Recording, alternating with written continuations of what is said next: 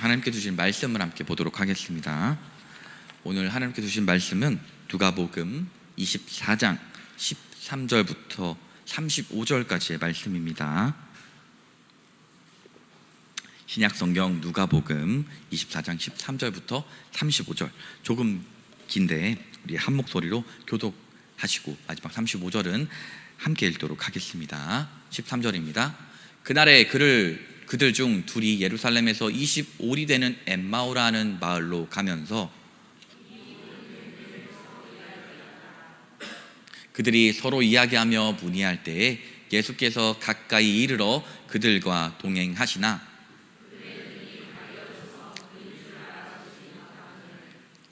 예수께서 이르시되 너희가 길 가면서 서로 주고받고 하는 이야기가 무엇이냐 하시니 두 사람이 슬픈 빛을 띠고 머물러 서더라.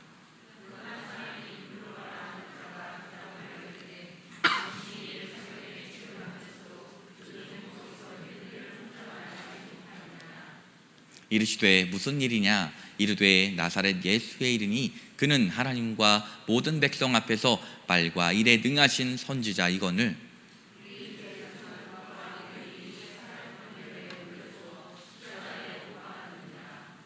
우리는 이 사람이 이스라엘을 속량할 자라고 바랐노라. 이뿐 아니라 이 일이 일어난 지가 사흘째요.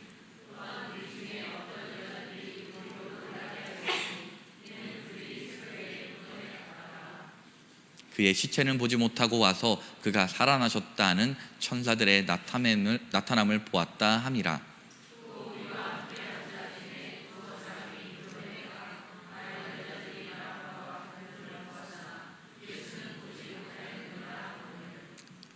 이르시되 미련하고 선지자들이 말한 모든 것을 마음에 더디 믿는 자들이여,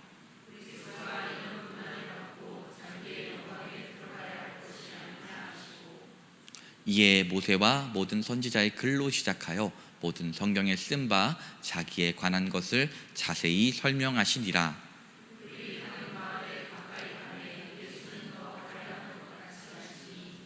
그들이 강권하여 이르되 우리와 함께 유하사이다. 때가 저물어가고 날이 이미 기울었나이다 하니 이에 그들과 함께 유하러 들어가시니라.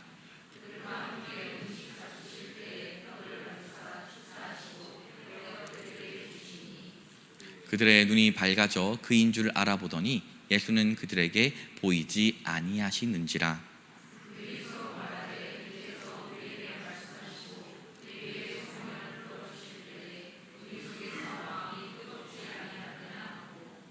곧 그때로 일어나 예루살렘에 돌아가 보니 11 제자 및 그들과 함께한 자들이 모여 있어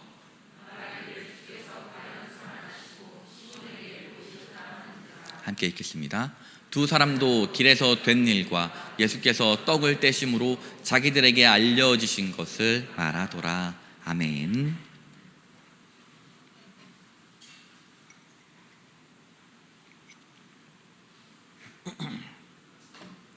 성도로서 우리는 수도 없이 복음 전파가 중요하다는 이야기를 전해 듣습니다. 예수님께서도 하늘로 올라가실 때 내리신 그 명령 또한 복음 전파와 관련이 있을 정도로 이 성도에게 있어 복음을 전하는 것은 결코 포기할 수 없는 사명과도 같습니다.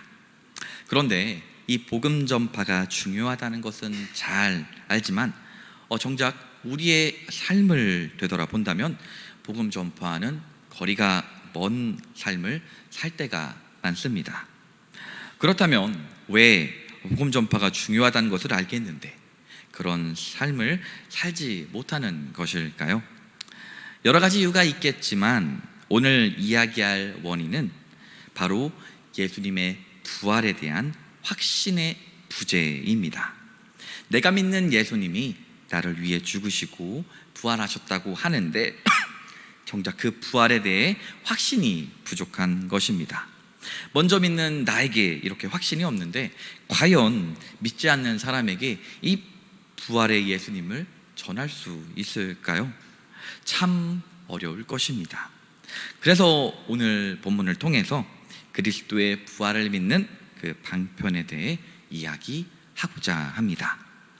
앞서 이야기한 대로 그리스도의 부활은 그리스도의 죽으심과 더불어 기독교의 핵심 교리입니다. 부활을 가르치지 않는다면 기독교는 다른 종교와 크게 다를 바가 없을 정도죠. 그리스도는 우리의 죄를 대신 지고 죽으셨고 우리의 의를 획득하시기 위해 부활하셨습니다. 그리스도가 이 십자가에서 죽는 일까지만 하셨다면 우리는 죄 사함을 받을지언정 그분이 주시는 생명과 의를 소유할 수 없었을 것입니다. 그리고 예수 그리스도께서는 죽은 자 가운데서 부활하심으로 더 이상 사망이 그리스도와 그리스도께 속한 자들을 지배할 수 없음을 확실하게 보여주셨습니다.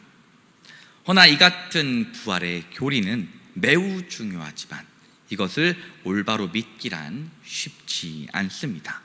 그리고 이는 성경에서도 고스란히 기록되어 있죠. 예수님께서 생전에 자신의 부활에 대해 여러 번 예언하셨음에도 불구하고 제자들은 그 말을 제대로 이해하지 못했습니다. 예수님은 부활하신 후에도 제자들에게 여러 번 나타나 자신이 부활했음을 보여주셨지만 제자들은 여전히 그것을 믿지 못했습니다. 이렇게 복음서들은 제자들이 부활에 대한 증거를 믿지 않았다는 그 점을 모두 일관성 있게 강조하고 있습니다. 마가복음 16장 8절 그리고 마가복음 16장 11절을 우리 읽도록 하겠습니다. 먼저 8절입니다. 여자들이 몹시 놀라 떨며 나와 무덤에서 도망하고 무서워하여 아무에게 아무 말도 하지 못하더라. 11절입니다. 그들은 예수께서 살아나셨다는 것과 마리아에게 보이셨다는 것을 듣고도 믿지 아니하니라. 아멘. 마가복음 16장 8절에 기록된 것처럼 부활의 아침에 여자들이 무덤에 갔을 때 예수님을 만났지만 몹시 놀라 떨며 무덤에서 도망하고 무서워하여 아무에게도 아무 말도 하지 못했다고 합니다. 더불어 11절에 기록된 것 같이 막달라 마리아가 베드로와 요한과 함께 무덤에 두 번째 왔을 때 예수님을 만나고 제자들에게 증언했지만 그들 역시 믿지 않았습니다. 자, 그리고 예수님의 제자 중 한 명이었던 도마는 예수님의 부활을 믿지 않는 대표적인 인물이었죠. 또한 마태복음 28장 17절의 내용처럼 11 사도들이 갈릴리의 어느 산에서 예수님을 뵙고 경배했지만 아직도 의심하는 사람들이 있었습니다. 끝으로 요한복음 21장 3절에서 예수님과 가장 가까웠던 베드로 역시 부활하신 예수님을 여러 차례 목격했음에도 다른 제자들을 부추겨 물고기를 잡으러 갔습니다. 이와 같은 이유로 본문에서 예수님은 제자들의 믿음 없는 것과 마음이 완악한 것을 꾸짖으셨습니다. 우리 본문 25절을 다 함께 읽도록 하겠습니다. 이르시되 미련하고 선지자들이 말한 모든 것을 마음에 더디 믿는 자들이여. 아멘. 예수님은 엠마오로 가던 두 제자를 미련하고 더디 믿는 자들이라 이렇게 책망하셨습니다. 허나 예수님은 이들을 책망하기 위해 나타나신 것이 아니었습니다. 이렇게 미련하고 더디 믿는 두 제자에게 찾아와 자신의 부활을 다시 증언하셨습니다. 그 결과 마침내 두 제자는 예수 그리스도의 부활을 확신하고 증언하게 되었습니다. 두 제자의 모습처럼 우리도 그리스도를 믿고 확신하는 가운데 세상 사람들에게 이 부활을 증언해야겠죠. 그렇다면 어떻게 이 일을 감당할 수 있을까요?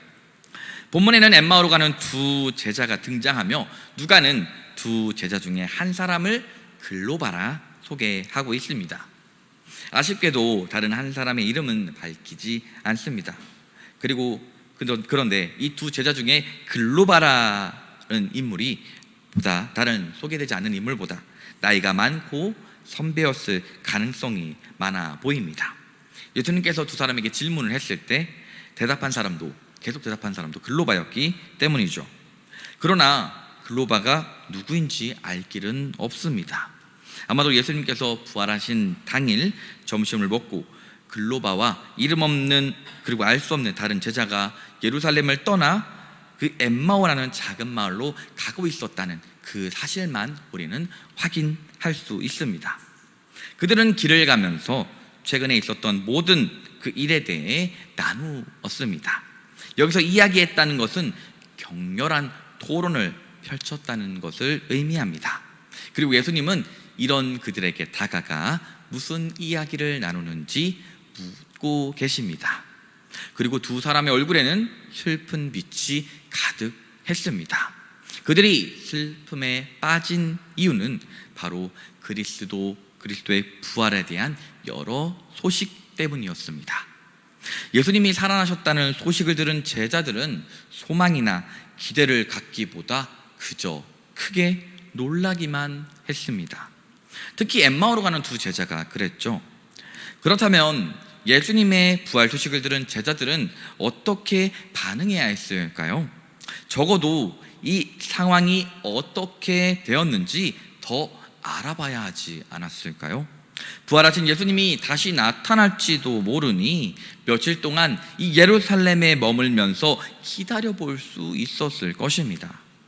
예수님께서 또한 이 갈릴리에서 만나겠다 이렇게 이야기하셨으니 한두 명 정도는 혹시나 하는 심정으로 갈릴리로 갈 수도 있었을 것입니다. 그러나 두 제자는 갈릴리와는 전혀 상관없는 엠마오로 향하고 있습니다. 예수님께서 다가와 말을 걸었을 때 두 제자는 더불어 이 예수님을 전혀 알아보지 못했습니다. 한동안 예수님을 열심히 따라다녔는데 어떻게 알아보지 못했을까요? 본문은 그 이유를 말해주고 있습니다. 우리 본문 16절을 함께 읽도록 하겠습니다. 그들이 아멘. 두 제자들의 눈이 가려져 예수님을 알아보지 못했다. 오늘 본문은 이야기합니다. 그런데 다른 복음서인 마가복음에서는 조금 다른 이유가 기록되어 있습니다. 마가복음 16장 12절을 우리 함께 읽도록 하겠습니다. 그들 중 두 사람이 걸어서 시골로 갈 때 예수께서 다른 모양으로 그들에게 나타나시니. 아멘. 이 두 구절을 종합해보면 두 제자가 예수님을 알아보지 못한 이유는 이렇게 설명할 수 있습니다. 정확히 어떤 형태인지는 모르지만 부활하신 예수님은 다른 모습으로 나타나셨습니다. 그들이 인식하지 못할 정도로 다른 모습이었을지 모릅니다. 하지만 그들이 예수님을 알아보지 못한 더 중요한 이유는 그들의 눈이 어두워졌기 때문입니다. 여기서 우리는 중요한 사실 한 가지를 알 수 있습니다. 영적인 눈이 어두워지면 미련해지고 더디 믿게 된다는 것입니다. 그러니 예수님을 보고도 제대로 인식하지 못하고 있죠. 성도는 그리스도의 죽으심뿐 아니라 죽음에서 부활하신 예수 그리스도도 볼 수 있어야 합니다. 그리스도의 죽음만 생각한다면 슬픔과 절망에서 헤어날 수 없습니다. 부활의 주님을 보아야 참된 그리스도의 증인이 될 수 있습니다. 그러기 위해서는 먼저 어두운 눈이 열려야 될 줄 믿습니다. 그리고 이후 본문에서는 이 어두운 눈이 열리는 것이 어떻게 가능한지 우리에게 잘 보여줍니다. 미련하고 믿음 없는 제자들에게 예수님께서 자신의 부활을 가장 확실하게 보여주시는 방법은 그렇다면 무엇일까요? 더불어 2000년이 지난 지금 우리에게 부활을 증언하는 가장 효과적인 방법은 무엇일까요? 어쩌면 부활하신 주님이 우리 앞에 실제로 나타나시는 것이 부활을 증명하는 가장 확실하고 효과적인 방법이라 할 수 있습니다. 실제로 우리가 불신자들과 대화를 나누다 보면 이렇게 말하는 경우가 종종 있죠. 예수가 부활했다면 왜 여기에 올 수 없어? 라는 질문처럼 말입니다.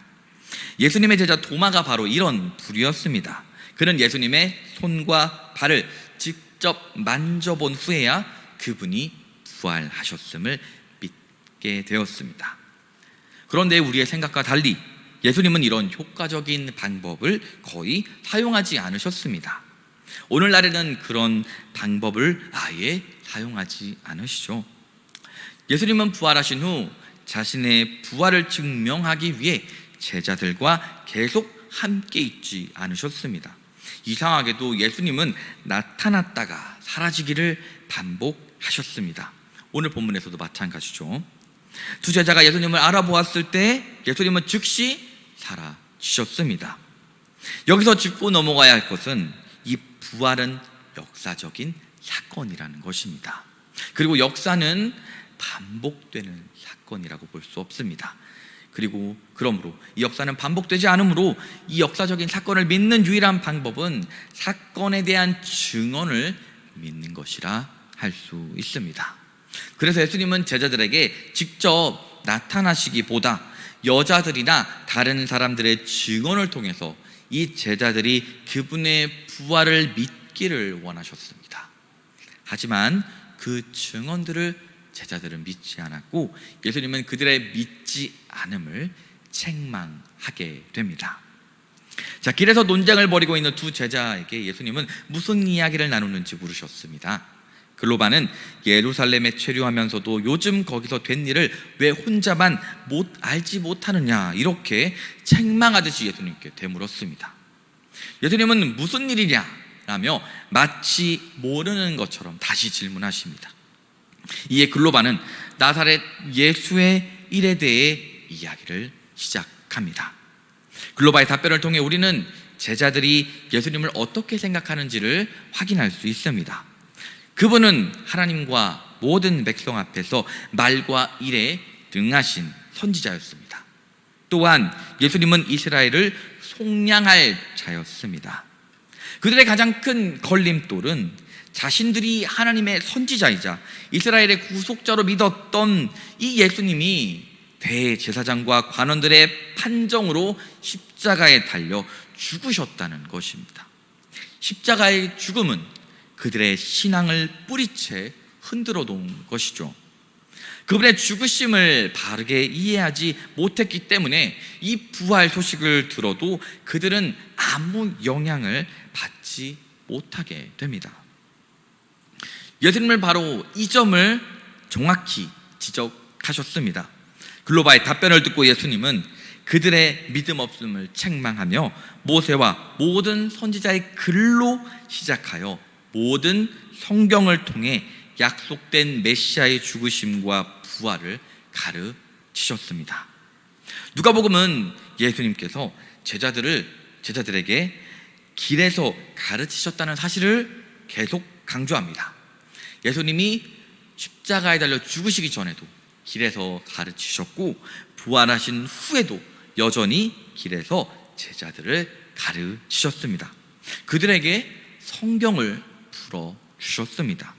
여기서 풀어주셨다는 이 말은 열어주셨다는 뜻과 같습니다. 즉 그들에게 이 성경의 의미가 닫혀 있었던 그 성경의 의미를 직접 열어 그 뜻을 알게 해주신 것입니다. 이렇게 성경을 풀어주실 때 성령이 역사하여 그들의 마음이 뜨거워지게 됩니다. 주 안에서 살아가는 성도 여러분, 예수님의 부활을 믿으십니까? 혹시 엠마오로 향하는 두 제자의 모습처럼 보지 않고서는 믿을 수 없다는 생각으로 신앙생활을 하지 않으셨나요? 주님께서 부활하셨다는 이 증언은 성경에 기록되어 있고 우리는 언제나 말씀 안에서 그 해답을 확인할 수 있습니다. 이 시간 주님의 말씀 안에 담긴 부활의 증언을 믿고 주님이 죽으시고 다시 부활하셨음을 그리고 우리의 소망 되심을 확신하는 복된 시간이 되길 주님의 이름으로 축원합니다. 이스라엘의 구속자 되신 그리스도께서 죽으실 뿐만 아니라 부활해야 하는지 예수님께서 성경을 풀어 명확히 가르쳐 주시자 두 제자는 마음이 뜨거워져 더 많은 말씀을 듣고 싶어 했습니다. 그들은 그날 밤에 예수님께 함께 거하자고 부탁을 하게 됩니다. 날은 이미 저물어져 있고 예수님은 부활하신 당일에 거의 하루 종일 이 두 제자에게 성경을 풀어주며 그리스도의 죽으심과 부활을 증명하는데 거의 모든 시간을 할애하셨습니다. 거의 또한 10km를 걸었기 때문에 저녁이 되었을 때 다들 배가 고팠을 것입니다. 그들은 예수님과 함께 음식을 먹기 시작했습니다. 근데 잘 보면 예수님께서 떡을 취하고 축사하신 다음 떼어 그들에게 나누어 주셨다는 걸 확인할 수 있습니다. 이것은 성찬의 핵심되는 4가지 행동을 그대로 보여주고 있다 할 수 있습니다. 여기 나와 있는 대로 그것은 바로 취하심, 축사하심, 떡을 떼심, 떡을 주심입니다. 성찬을 집례하시면서 예수님께서는 자신이 손님이 아니라 그들의 주인임을 드러내셨습니다. 바로 4일 전 잡히시기 전날 예수님은 성찬을 제정하셨고 그것이 누가복음 22장 19절에 기록되어 있는데 우리 누가복음 22장 19절을 다 함께 읽도록 하겠습니다. 떡을 가져 감사기도 하시고 떼어 그들에게 주시며 아멘. 이 구절처럼 주님께서는 잡히시기 전에 했던 방식 그대로 지금 두 제자에게도 하고 계십니다. 성찬은 떡을 취하는 것에서 시작됩니다. 떡을 취한다는 것은 뭘까요? 하늘로부터 온 선물을 받는다는 것입니다.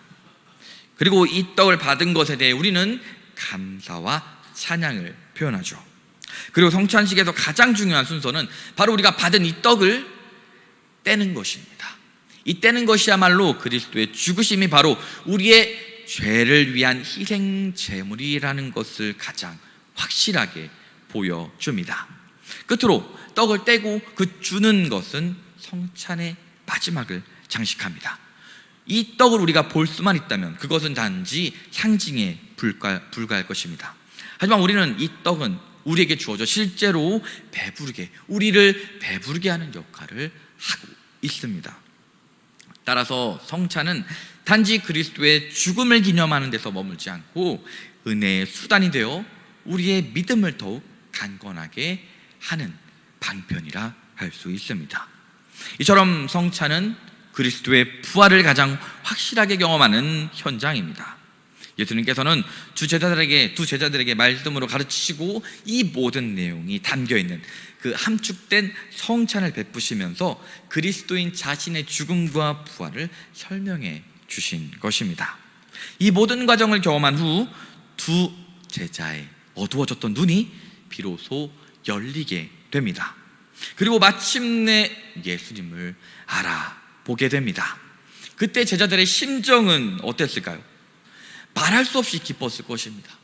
죽은 줄로만 알았던 예수님이 내 앞에 계시구나, 정말 살아 계시는구나, 정말 그 기쁨에 춤을 추고 싶었을 것입니다. 그런데 예수님께서는 그들에게 함께 기뻐할 시간도 전혀 주지 않고 이내 사라지셨습니다. 예수님과 시간을 더 보내면 그분의 부활을 더 확신할 수 있지 않았을까요? 도마처럼 예수님의 손도 만져보고 허리에 난 창자국도 확인하면 더 큰 확신을 갖게 되지 않았을까요? 그렇지 않습니다. 부활은 오직 말씀을 통해 확신하는 것으로만 온전히 믿을 수 있습니다. 예수님은 두 제자에게 말씀을 통해 그리스도의 죽으심과 부활을 들려주셨고 성찬을 통해 그 부활이 진정한 사실임을 드러내셨습니다. 즉, 이 부활을 증언하기 위해 해야 할 모든 일을 이미 마치신 상태입니다. 이렇게 그리스도의 부활을 확실한 두 제자는 다시 예루살렘으로 돌아갑니다. 그곳에는 11 사도들과 여러 사람들이 함께 있었습니다. 두 사람은 그들에게 그리스도 예수의 부활을 증언했습니다. 무엇으로 주님의 부활을 증언했나요? 길에서 된 일과 예수께서 떡을 떼심으로 자신들에게 알려주신 것을 증언했습니다. 길에서 된 일은 주님이 성경을 풀어서 그리스도의 죽으심과 영광의 필요성을 가르치신 것이고, 떡을 떼신 것은 성찬을 통해서 자신의 죽음이 어떤 것인지 보여주신 것입니다. 엠마오 사건에서 우리는 말씀과 성찬이 예수 그리스도의 죽으심과 부활하심을 믿도록 만드는 핵심 요소라는 걸 확인할 수 있습니다. 이처럼 엠마오 사건은 그리스도의 교회가 앞으로 그리스도의 죽으심과 부활을 어떻게 증언해야 할지도 잘 가르쳐줍니다. 우리는 주님이 취하신 것과 똑같은 방법을 사용하면 됩니다. 주님은 두 제자에게 도마의 경우처럼 자신의 손과 발을 보여주지 않으셨습니다. 성경을 가르치시고 성찬을 침례하셨을 뿐입니다. 오늘날 우리 중에 부활하신 주님을 직접 본 사람은 아무도 없습니다.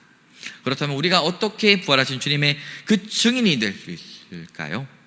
우리 역시 말씀과 성찬을 통해 그분의 부활을 확신할 수 있으며 그 외에 다른 방법은 없습니다. 혹시 이 부활을 믿는 방법이 지금까지 몰랐던 새로운 내용이라고 생각했다면 이 말씀과 성찬이 내가 알고 있었던 나에게 너무나 익숙한 이것이 그 방편이라는 사실에 실망하셨을지 모릅니다. 하지만 부활을 믿을 수 있는 가장 확실한 방법은 방금 이야기한 대로 말씀과 성례입니다. 어쩌면 매일 듣고 읽어서 우리에게 너무나 당연하게 느껴지는 말씀과 이제는 상투적인 교회의 행사로 여겨졌던 성찬과 이 세례가 부활을 가장 확신할 수 있는 가장 중요한 열쇠임에는 틀림없죠. 이는 처음부터 그리고 지금까지 변하지 않는 사실입니다. 만일 말씀과 성례가 그 해답이라는 점에 실망했다면 우리는 그 실망감을 하루빨리 변화시켜야 될 것입니다. 왜냐하면 그것은 지금까지 내가 말씀과 성례에 대해 소홀했다는 증거이기 때문입니다. 우리가 아무리 매일 말씀을 듣고 읽고 묵상한다고 해도 말씀의 중요성은 결코 퇴색되지 않습니다. 오히려 더욱 강조되고 부각됩니다. 부활에 대한 확신뿐만 아니라 우리의 삶에서 말씀을 결코 포기할 수 없다는 그 사실을 깨닫게 되죠. 더불어 매번 진행되는 성찬 역시 우리를 위해 죽으시고 부활하신 예수 그리스도께서 직접 제정하신 고귀한 축제이자 주님의 부활과 죽음과 부활을 기념하는 귀한 자리라는 것을 우리에게 계속해서 상기시켜주는 역할을 맡고 있습니다. 그리고 여기서 한 가지 더욱 중요한 사실이 있는데 말씀과 성례에 더불어 어쩌면 이것보다 우선적으로 우리가 반드시 기억해야 할 요소가 있습니다.